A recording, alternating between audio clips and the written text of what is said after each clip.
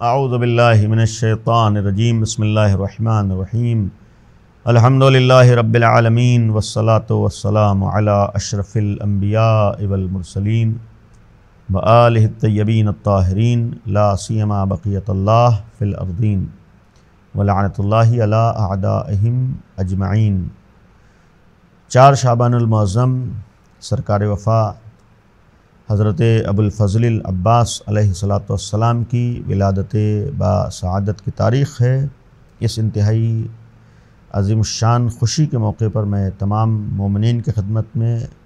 تمام حق پسندوں کی خدمت میں اور تمام اہل ولا کی خدمت میں مبارکباد پیش کرتا ہوں، اور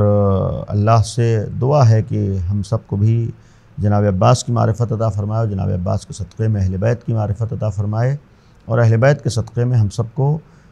خداوند عالم اپنی معرفت عطا فرمائے انشاءاللہ۔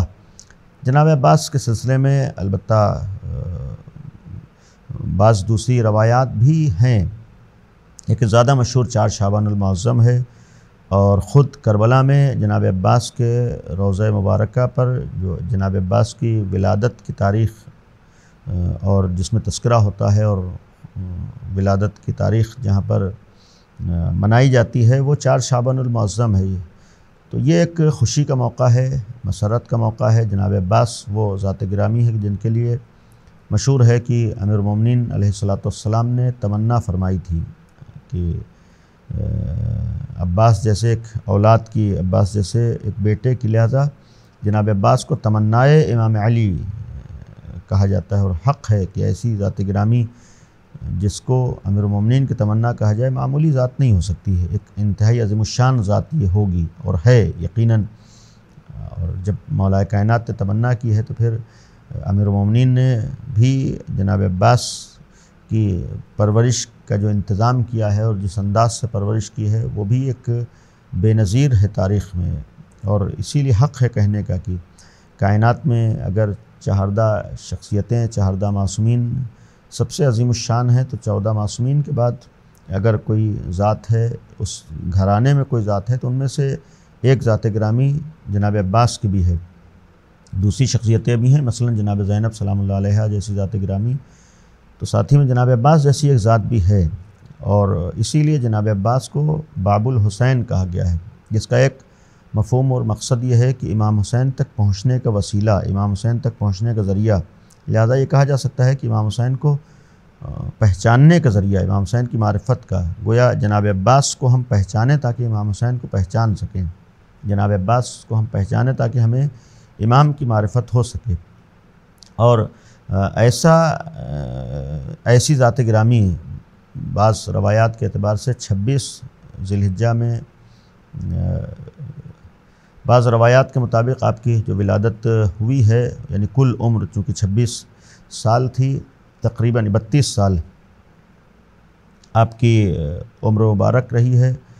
اور یہ ایک دنیا میں ایک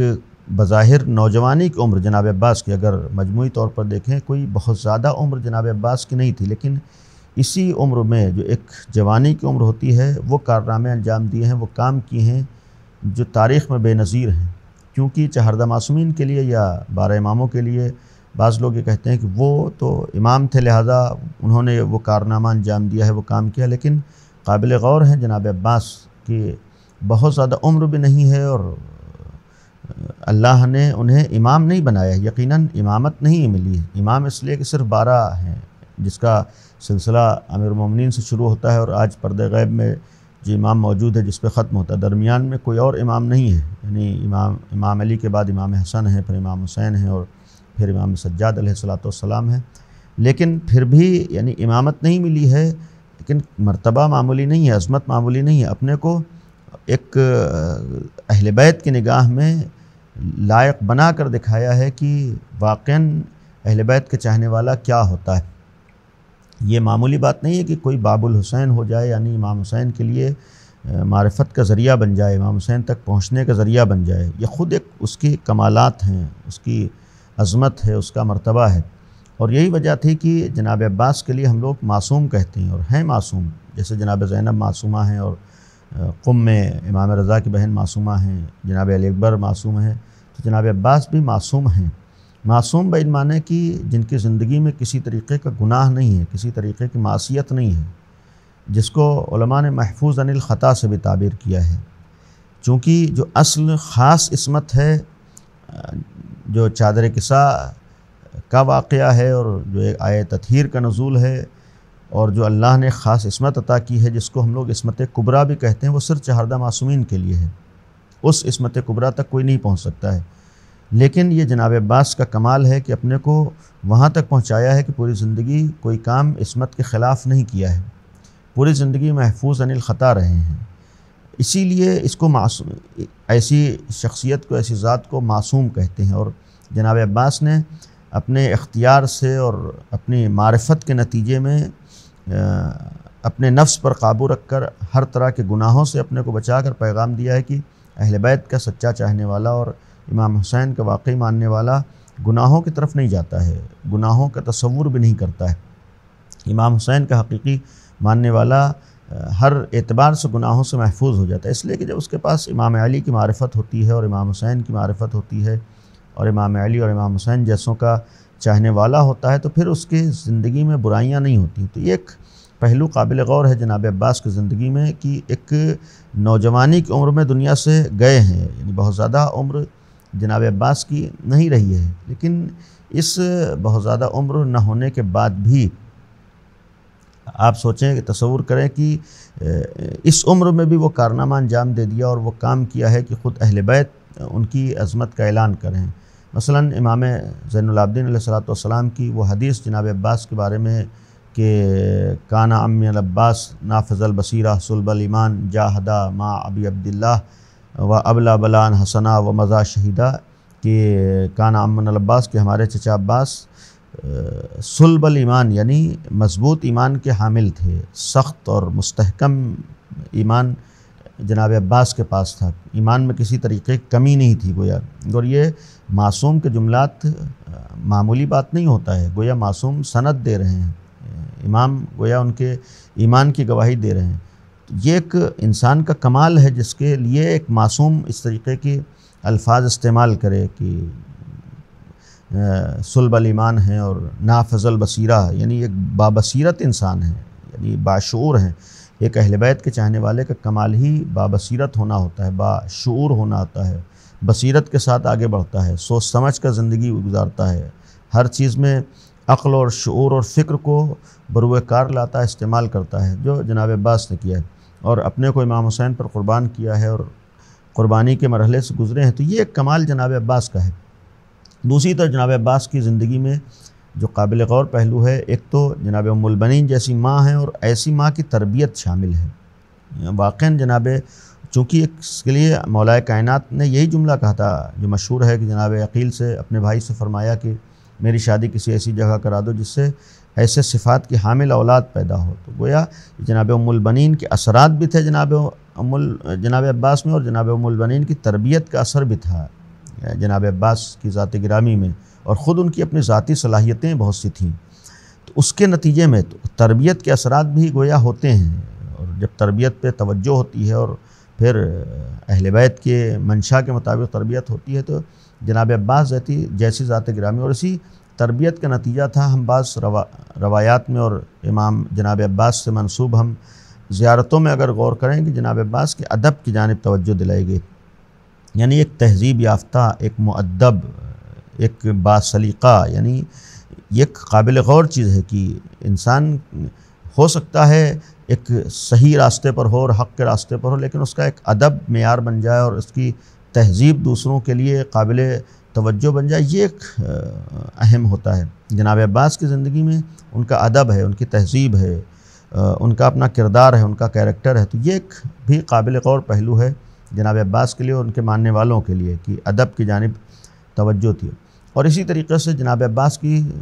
حیات مبارکہ میں ایک اور پہلو توجہ کے لائق ہے، وہ غازی عباس کا اور جناب عباس کا صاحب علم ہونا ہے، کہ ایک بہت بڑے عالم تھے، اور مختلف روایات جناب عباس کے سلسلے میں ہیں کہ ان کے علم کی جانب اشارہ ہے، بلکہ یہ کہا جائے کہ اہل بیت کے فقیہ کے عنوان سے، یعنی امام حسین کی نگاہوں میں جیسے جناب حبیب ہیں، یہ فقیہ ہے اہل بیت کہے گئے، چونکہ امام حسین نے انہیں خط لکھا تھا،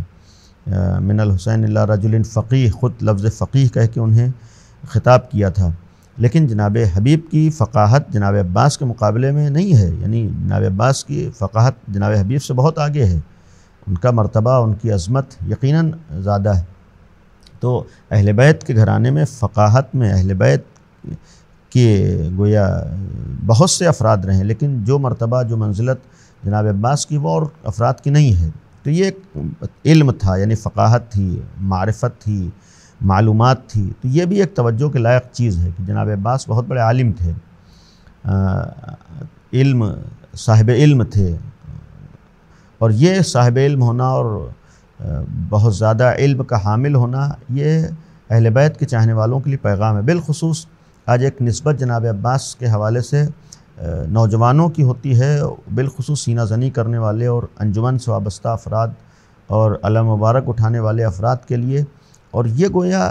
جناب عباس سے نسبت ایک پیغام دیتی ہے کہ جناب عباس نے جو ہمارے سامنے ایک عملی کردار پیش کیا ہے، ان عملی کرداروں کی جانب بھی توجہ کرنا ہے ہمیں، اور ایسے افراد کو، نوجوانوں کو۔ مثلا جناب عباس بہت بڑے عالم تھے، تو ہر غلام عباس کا فریضہ ہے، جناب عباس کے چاہنے والے کا فریضہ ہے کہ پھر علمی میدانوں میں محنت کر کے آگے بڑھے، اپنے درمیان سے جہالت کے خاتمے کی کوشش کرے، اور جس طریقے جناب عباس علم میں کسی سے پیچھے نہیں تھے، جناب عباس کا چاہنے والا بھی علم میں کسی سے پیچھے نہ ہو، اور اسی وقت ہو سکتا ہے کہ جب محنت کا عادی ہو۔ تو یہ ایک پہلو ہے، یہ ایک سیرت جناب عباس کی توجہ کے لائق ہے، صاحب علم ہونا اور علمی میدان میں بھی ایک شناختہ شدہ شخصیت ہونا۔ اس کے ساتھ ساتھ جناب عباس کی ایک اہم زندگی میں پہلو ہے آپ کی وفاداری، آپ کی وفا، اور اس حد تک آپ کی وفاداری اور وفا ہے کہ جب بھی لفظ وفا زبان پہ آتا ہے تو جناب عباس کا تصور آتا ہے، غازی عباس کا تصور آتا ہے، اور اس وفاداری میں کسی ایک خاص پہلو کی جانب صرف وفاداری نہیں تھی، یعنی وفاداری نہیں دکھائی ہے، بلکہ پوری زندگی ایک وفا کے لیے نمونہ تھی، آئیڈیل بن گئی ہے دوسروں کے لیے۔ وہ اپنے دین سے وفاداری، اپنے مذہب سے وفاداری، اپنے وجود سے وفاداری، اپنے خدا سے وفاداری، اپنے امام سے وفاداری، اپنے ولی سے وفاداری، تو یہ ایک جناب عباس کی زندگی میں ہے کہ وفا کا مطلب وفا، غازی ابو الفضل کے ساتھ ساتھ ہم با وفا، اس طریقے کے الفاظ، یعنی گویا جناب عباس اس کا ایک نمونہ ہے۔ تو پھر یہ جب نمونہ ہے تو انہوں نے ہر میدان میں اور ہر فیلڈ میں وفاداری کا گویا ثبوت پیش کیا ہے۔ تو یہ ایک ہم سب کے لیے بھی ہے کہ ہم بھی خدا کے مقابلے میں خدا کے وفادار ہوں، اپنے دین کے وفادار ہوں، اپنے مذہب کے وفادار ہوں، اپنے وجود کے وفادار ہوں، یعنی اپنے وجود کے ساتھ بھی وفاداری ضروری ہے، اپنے اعضاء و جوارح کے ساتھ، اپنی فطرت کے ساتھ وفاداری، اپنے اعزاء کے ساتھ وفاداری، اپنے اماموں کے ساتھ وفاداری، یہ ساری چیزیں ایک جناب عباس کی سیرت میں ہمیں ملتی ہیں، جناب عباس کی سیرت میں ہمیں دکھائی دیتی ہیں۔ تو یہ بھی ایک پہلو تھا۔ اس کے علاوہ ایک اور قابل غور پہلو غازی عباس کی زندگی میں اہم ہے کہ آپ نے ہم سب کو درس دیا ہے، پوری زندگی گواہ ہے، ایک نوجوانی تھی، اور اسی عالم نوجوانی میں دنیا سے رخصت ہوئے ہیں کہ یعنی ایک ایسا انسان جو تقریباً 30 سال کے آس پاس، کوئی بہت زیادہ عمر نہیں ہوتی ہے، یہ ایک نوجوانی کی عمر کہی جاتی ہے، 30-32 سال کا ایک نوجوان ہے، تو اس عمر میں بھی پوری زندگی ایک اہم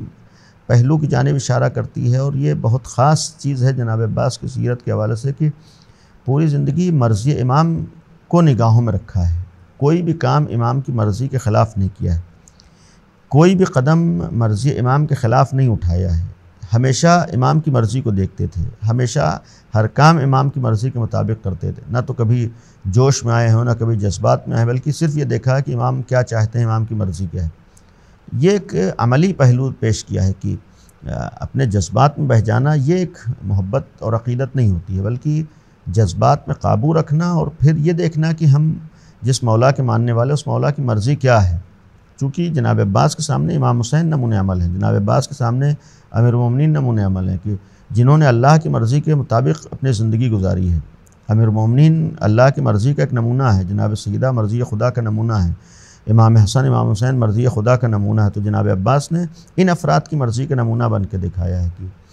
امیر المومنین کی مرضی کیا ہے، جناب عباس اس کے اوپر چل رہے ہیں، امام حسین کی مرضی کیا ہے اس کے اوپر جناب عباس چل رہے ہیں۔ تو یہ پیغام دیا ہے کہ جب ایسے افراد کے ماننے والے ہو جنہوں نے اپنے مولا کی مرضی کا خیال کیا، تو تم بھی اپنے مولا کی مرضی کا خیال کرو، یہ تمہارا کمال ہے۔ قدم قدم پر اپنے مولا کی مرضی کو دیکھو اور اس کے مطابق چلو۔ یہ جتنا زیادہ ان کی مرضی کا خیال ہوگا اتنا ہی زیادہ انسان کی زندگی میں کامیابی آئے گی، اتنی ہی زیادہ ترقی آئے گی، اتنا ہی زیادہ انسان بلندیوں کی طرف جائے گا، انسان اتنا ہی زیادہ کامیاب ہوگا۔ تو یہ بھی ایک کامیابی کا راز تھا جسے غازی عباس نے پیش کیا ہے کہ اپنے مولا کی مرضی کا خیال کیا جائے۔ ایک اور پہلو جناب عباس کی زندگی میں کربلا کے حوالے سے ہے کہ ایک تو مرضی کا خیال کرنا، پھر امام کے مقابلے پہ ذرہ برابر اپنی ذات کو یہ اجازت نہ دینا کہ کوئی رائے بھی پیش کریں، یعنی اتنا زیادہ مرضی کا خیال کر لے جائے۔ کربلا کی تاریخ ہمارے سامنے ہے کہ کبھی بھی جناب عباس نے امام حسین کے مقابلے میں زبان نہیں کھولی ہے، اس معنی میں کہ امام کو کوئی رائے دیں یا امام کے رائے کے اوپر کوئی رائے پیش کریں، نہیں، صرف یہ تھا کہ امام کیا چاہتے ہیں۔ اور پھر اس کے ساتھ ساتھ ایک اور پہلو غازی عباس کی زندگی میں مثلا علم ہے، وفاداری ہے، امام کی مرضی کا خیال کرنا ہے، وغیرہ وغیرہ۔ ساتھ ہی ساتھ ایک اور اہم پہلو جناب عباس کی زندگی میں ہے، وہ ہے شجاعت اور بہادری کا، یعنی ایک شجاع تھے، ایک طاقتور تھے، ایک بہادر تھے۔ گویا یہ بھی ایک انسان کا کمال ہوتا ہے کہ انسان جہاں مختلف اعتبار سے آگے ہو، انہی میں سے شجاعت و بہادری بھی ہو، یعنی انسان کے دل میں خوف نہ ہو، ڈرتا ہو تو صرف اللہ سے ڈرتا ہو، خوف کرتا ہو تو اللہ سے ڈرتا ہو، یعنی گویا کسی باطل سے اس کے دل میں خوف نہیں ہوتا ہے، غلط لوگوں سے وہ نہیں ڈرتا ہے، اس کے اندر طاقت پائی جاتی ہے، اس کے اندر بہادری پائی جاتی ہے، اس کے اندر شجاعت پائی جاتی ہے۔ یہ گویا ایک اہم پہلو تھا، یہ ایک اہم درس تھا، شجاعت اور بہادری والا طاقتور ہونا۔ اور جب انسان کے اندر شجاعت و بہادری ہوتی ہے، طاقت ہوتی ہے، تو پھر غلط افراد کو نگاہ اٹھا کر دیکھنے کا موقع نہیں ملتا ہے۔ کربلا میں بھی جناب عباس کے لیے ہے کہ یزیدی فوج جناب عباس سے خوفزدہ تھی، جناب عباس سے ڈرتی تھی، جناب عباس کا خوف لوگوں کے دلوں پر طاری تھا، جناب عباس کی ہیبت لوگوں کے دلوں پر طاری تھی، یعنی مخالف، باطل، غلط لوگوں کے دلوں پر۔ یہ گویا ہیبت، یہ خوف اس بات کا کہ حق کا ماننے والا وہ ہوتا ہے کہ جو خود باطل سے نہیں ڈرتا ہے بلکہ باطل اس سے ڈرتا ہے۔ جو حق کا ماننے والا ہوتا ہے وہ باطل کے آگے سر نہیں جھکاتا ہے بلکہ باطل اس کے آگے سر جھکاتا ہے۔ حق کا جو ماننے والا ہوتا ہے وہ باطل سے مروب نہیں ہوتا ہے بلکہ باطل اس سے مروب ہوتا ہے۔ تو یہ ایک چیز بھی جناب عباس کی زندگی میں ہمیں غور کرنا ہے، اور جناب عباس کی ولادت کے موقع پر اس پہلو کی جانب بھی توجہ دینا ہے کہ ہمارے اندر بھی شجاعت ہو، ہمارے اندر بھی بہادری ہو، اور اس شجاعت و بہادری کے سلسلے میں یہ غلط فہمی نہ ہو کہ کسی کمزور کو دبایا جائے اور ناانصافی ہو۔ شجاعت و بہادری کا مطلب یہ ہوتا ہے کہ گویا حق کے لیے ہمت و حوصلہ و جذبہ، باطل کو کامیاب نہ ہونے دیں، غلط چیزوں کو، ظلم کو پنپنے نہ دیں۔ تو یہ ایک مفہوم ہے، تو اس کا مطلب ایک مظلوم کا سہارا بن جانا، جن کے حقوق پامال ہو رہے ہیں ان کا سہارا بن جانا۔ یہ بھی ہے، نہ یہ کہ کسی کے ساتھ ناانصافی ہو جانا، کسی کمزور کو دبانا، ہرگز اس سے شجاعت و بہادری نہیں کہا۔ تو بہادری بھی ضروری ہے، شجاعت بھی ضروری ہے، جو جناب عباس کی سیرت و جناب عباس کی زندگی کا ایک پہلو ہے۔ اور پھر ہم الحمدللہ کربلا کے حوالے سے جناب عباس کا تذکرہ سنتے رہتے ہیں، ایک شہادت بھی کس طریقے سے ہوئی ہے، یہ خود ایک اپنی جگہ دنیا کے سامنے مثال ہے اور نمونہ عمل ہے۔ لیکن اگر وہ مثال و نمونہ عمل ہے تو ہم بھی جناب عباس کی نگاہ میں کسی لائق بننے کی کوشش کریں۔ اس وقت بنیں گے جب انہوں نے جو راستہ بتایا ہے، جو راستہ دکھایا ہے، اس راستے کے اوپر چلنے کی کوشش ہو۔ انشاءاللہ خدا سے دعا ہے ایسے موقع پر کہ ہم سب کو جناب عباس کی اولاً معرفت عطا فرمائے، جناب عباس کی معرفت کے صدقے میں امام حسین کی معرفت ہم سب کو نصیب ہو، اور ہم سب کو جناب عباس کے بتائے ہوئے راستے پر چلنے کی اور عمل کرنے کی توفیق عنایت فرمائے۔ جس طریقے جناب عباس بہت بڑے عالم تھے، ہم سب کو بھی علمی میدانوں میں آگے ہونے کی توفیق عنایت فرمائے۔ جناب عباس باوفا تھے، وفادار تھے، ہم سب کو بھی زندگی میں وفاداری کی توفیق عطا فرمائے، وفادار اور باوفا بننے کے ہم سب کو توفیق عطا فرمائے۔ جیسے جناب عباس شجاع تھے، بہادر تھے، طاقتور تھے، ہم سب کو بھی شجاعت و بہادری اور طاقت عطا فرمائے۔ اور جس طریقے سے جناب عباس نے دین کے لیے اور امام کے لیے ہر طرح کی قربانیاں دی ہیں، ہم سب کو بھی دین کے لیے اور اپنے امام کے لیے ہر طرح کی قربانیاں دینے کی توفیق عنایت فرمائے۔ جناب عباس کے صدقے میں ہم یہ بھی دعا کریں کہ جس طریقے سے ایک اپنے زمانے کے امام کا چاہنے والا کیا ہوتا ہے، ہم سب کو بھی اپنے زمانے کے امام کا واقعی چاہنے والا بننے کی توفیق عنایت فرمائے انشاءاللہ۔ اور جناب عباس کے صدقے میں جن کے لیے آخری بات عرض کروں کہ آپ کو باب الحوائج بھی کہا گیا ہے، یعنی یہ بھی ایک اہل بیت کے گھرانے میں معمولی شرف نہیں ہے کہ جناب عباس باب الحوائج ہیں۔ جہاں امام حسین جیسا باب الحوائج موجود ہو، امام حسن جیسے باب الحوائج موجود ہوں، یعنی ایسے باب الحوائج کے ہوتے ہوئے جناب عباس کے لیے باب الحوائج یہ خود ان کی اہمیت اور عظمت کی دلیل ہے۔ تو باب الحوائج کا واسطہ ہے کہ تمام صاحبان حاجات کی حاجتوں کو اللہ قبول فرمائے، اور باب الحوائج کا واسطہ ہے جو پریشان حال ہوں سب کی پریشانیوں کو دور فرمائے، جو بیمار و مریض ہوں سب کو شفا عطا فرمائے۔ اور آخر میں یہ دعا کریں کہ دنیا میں حق کا پرچم لہرائے، باطل، نفاق اور کفر و سرنگوں ہو، دنیا سے ہر طریقے کے ظلم کا خاتمہ ہو، دنیا میں امن و امان قائم ہو، اور جو مشن جناب عباس نے کربلا میں چلایا ہے، یا یہ کہا جائے جو حق کا پرچم بلند کیا ہے، جسے آج ہم علم مبارک سے بھی تعبیر کرتے ہیں، دعا کریں کہ یہ جس طریقے سے بلند ہے، بلند رہے، بلند رہے گا، اور اسی حق کے پرچم کو مکمل طور پر دنیا میں امام زمانہ کے ظہور کے ذریعے سے بھی ہم اللہ کی مکمل حکومت،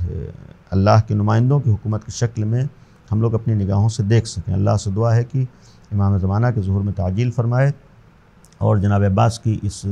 عظیم شان ولادت باسعادت کے موقع پر پھر سے تمام ناظرین کی خدمت میں مبارکباد پیش کرتا ہوں، اور